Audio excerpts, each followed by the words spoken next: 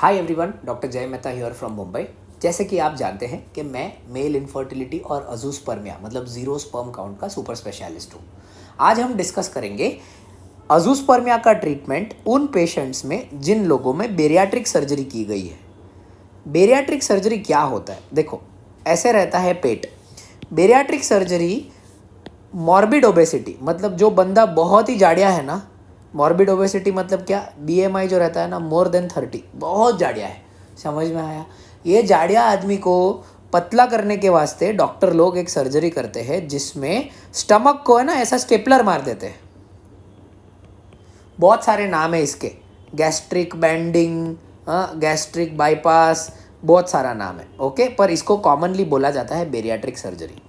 इससे क्या होता है, तुम्हारा पेट का कैपेसिटी कम हो गया, तो पेट का कैपेसिटी कम होने की वजह से कम भूख लगता है, लेस हंग्री होने की वजह से वेट लॉस होता है, बराबर। पर इसके बहुत सारे क्राइटेरिया। देखिए, मैं बेरियाट्रिक सर्जन नहीं हूँ, है ना, पर मेरे को बेरियाट्रिक सर्जरी के वजह से एजोस्पर्मिया का ट्रीटमेंट बहुत अच्छे से आता है। ओके, देखिए, जब कभी भी कोई बहुत ही जाड़िया रहता है ना, तो बॉडी के अंदर हार्मोन जो रहता है ना, ईस्ट्रोजन, ये मेल में नहीं होना मांगता है। ईस्ट्रोजन का वैल्यू बढ़ जाता है और टेस्टोस्टेरोन का वैल्यू घट जाता है।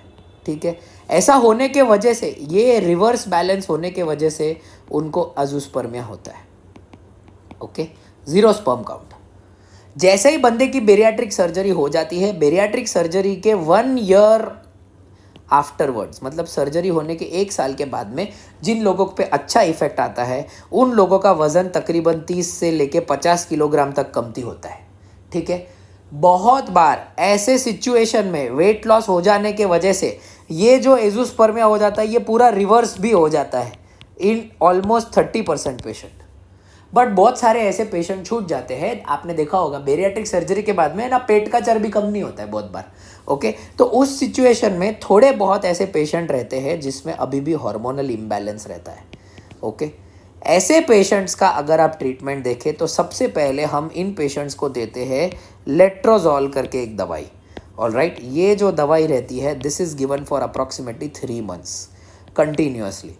अगर इससे भी इफेक्ट नहीं आता, then we go in for microTESE.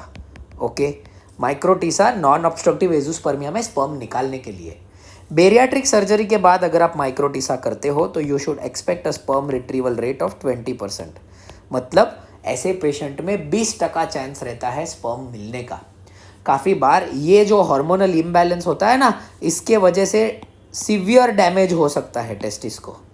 Okay, और ये सीवियर डैमेज की वजह से काफ़ी बार ऐसा होता है कि बेरियाट्रिक सर्जरी करने के बावजूद एजोस्पर्मिया वाले पेशेंट को 100% स्पर्म रिट्रीवल रेट नहीं होता। ऑलराइट, पर ये ध्यान में रखना है, काफ़ी बार हमारे पास में जो पेशेंट आते हैं वो तो बेरियाट्रिक सर्जन खुद भेजते हैं, बट बहुत सारे पेशेंट अपने कंट्री में है जिनका बेरियाट्रिक सर्जरी हो चुका है चाइल्ड होने के पहले। ऐसे सिचुएशन में please do semen analysis before doing bariatric surgery. और अगर आपका स्पर्म सैंपल अच्छा है then freeze your sample. Okay, ये एक बहुत ही इंपॉर्टेंट इन्फॉर्मेशन है जो एज अ पेशेंट आपको जानना है, इवन इफ अगर आप बेरियाट्रिक सर्जरी करवा रहे हो तो। Alright, any further questions azoospermia और बेरियाट्रिक सर्जरी पे आप हमारे कमेंट्स में डाल सकते हैं। मैं या मेरे कोई टीम मेंबर्स आपको जरूर आंसर करेंगे।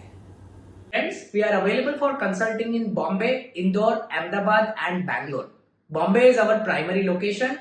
All appointment numbers are mentioned in the description. If anyone is genuinely interested, they may contact the hospitals for the same.